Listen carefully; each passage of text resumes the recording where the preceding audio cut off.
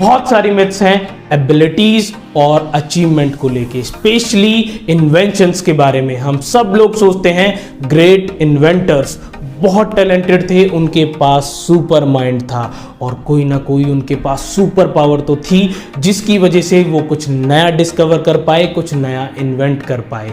But हम सब लोग इसके पीछे उनकी मेहनत को, उनकी ऑब्सेशन को, फेलियर्स के डर होने के बाद भी ना हार मानने वाले एटीट्यूड को कभी देख ही नहीं पाते। आप किसी भी ग्रेट इन्वेंटर को ले लीजिए, Thomas Edison, Graham Bell, Nikola Tesla, Henry Ford, Steve Jobs, Wright brothers और सत्येंद्रनाथ बोस।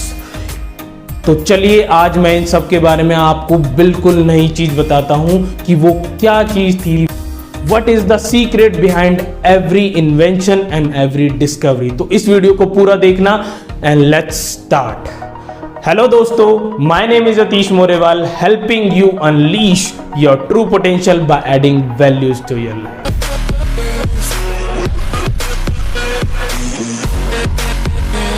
थॉमस एडिसन को तो आप सब लोग जानते ही होंगे, जिनके बारे में बोला जाता था कि वो 10,000 बार फेल हुए सक्सेसफुली बल्ब डिस्कवर करने से पहले। और जब उनसे पूछा गया कि इतनी फेलियर्स के बाद उन्होंने कैसे रिवाइव किया, तो उन्होंने बताया कि मैं कभी फेल हुआ ही नहीं, मैंने 9,999 तरीके सीखे कि कैसे बल्ब नहीं बनाया जा सकता। जरा इमेजिन करिए थॉमस एडिसन को लैब में बल्ब डिस्कवर करते हुए। जब 100 लोगों से ये सेम सवाल पूछा गया तो उन्होंने बताया, हम इमेजिन करते हैं थॉमस एडिसन को वाइट कोट पहने हुए, लैब में अकेले मेहनत करते हुए, दिन रात लगे हुए, बार बार एक्सपेरिमेंट करते हुए, एक बार, 2 बार, 10 बार, 1000 बार, और एक अकेले एक्सपेरिमेंट करते हुए बल्ब डिस्कवर करते हुए। बट रिकॉर्ड्स इससे बिल्कुल अपोजिट बताते हैं। उनके पास 30 असिस्टेंट थे, उनकी लैब 10 बिल्डिंग्स में फैली हुई थी जिसमें कि वेल ट्रेन्ड साइंटिस्ट काम करते थे और वो उनके लिए बल्ब डिस्कवर करते थे, एक्सपेरिमेंट करते थे उनकी गाइडेंस के अंडर। उनकी लाइफ का एक और इंसिडेंट है। एक बार रात को उनकी 10 की 10 लैब में आग लग गई।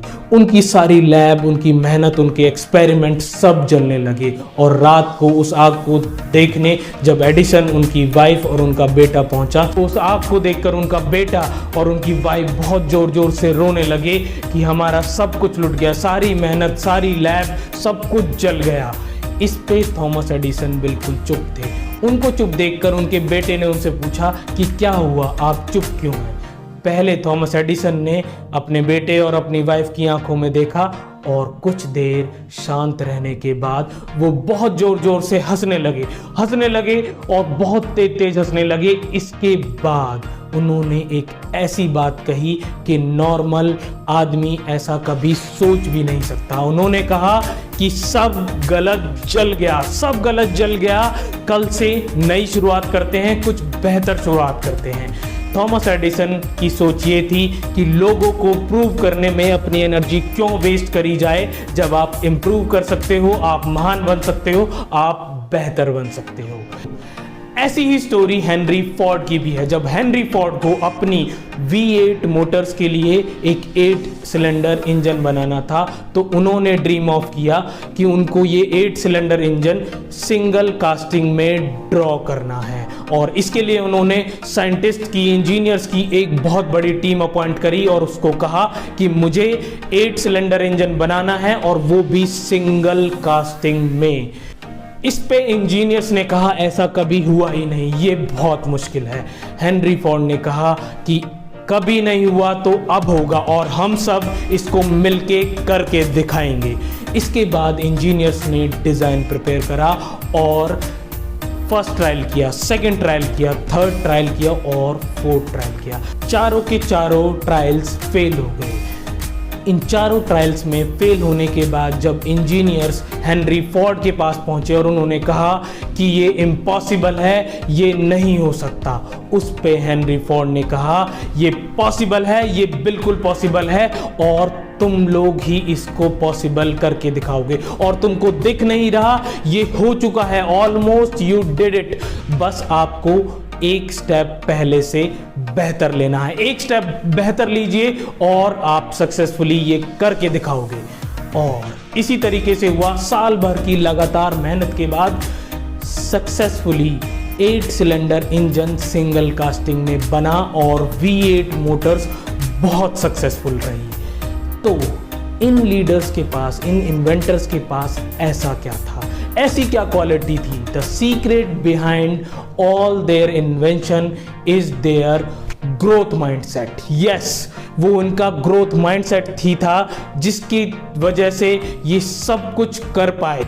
अगर ग्रोथ माइंडसेट को आपको डिटेल में समझना है तो लिंक में जाकर मेरी ये वीडियो देख सकते हैं। तो हमें इन इन्वेंटर से क्या सीखना चाहिए? हमें इन इन्वेंटर से ये 4 चीजें सीखनी चाहिए, ये 4 क्वालिटीज सीखनी चाहिए। तो पहला है बी क्लियर। ये लोग अपने गोल को लेके बिल्कुल क्लियर थे, इनको क्या चाहिए। पहले इन्होंने डिसाइड किया कि इनको क्या चाहिए और फिर अपना सब कुछ लगा दिया उस गोल को अचीव करने में। सेकेंड क्वालिटी है वन स्टेप बेटर। ये लोग बिलीव करते थे कि रोज एक स्टेप इंप्रूव करना है। इन्होंने अपनी सारी एनर्जी एक स्टेप बेहतर करने में लगा दी और इनको पता था कि एक स्टेप बेहतर करके, एक स्टेप इंप्रूव करके ही ये अपने गोल्स को अचीव कर सकते हैं। थर्ड है failures are the part of success. Yes, failures are the part of success. जब आप सक्सेस के पाथ पे चलेंगे तो फेलियर्स आएंगे ही, बट ज्यादा इंपॉर्टेंट क्या है? ज्यादा इंपॉर्टेंट है आपका चलना। आपको लगातार चलना होगा फेलियर्स के आने के बाद भी। अगर आप रेगुलर अपने पाथ पे चलते रहे तो आपको डेफिनेटली वो मिलेगा जो आपको चाहिए, जो आपका गोल है। फोर्थ है माइंडसेट मल्टीप्लाई पोटेंशियल। इन लोगों ने अपने पोटेंशियल के साथ और लोगों का भी पोटेंशियल जोड़ दिया और उसको एक डायरेक्शन में लगा दिया, वो इन्वेंट करने के लिए, वो अचीव करने के लिए जो इनको चाहिए।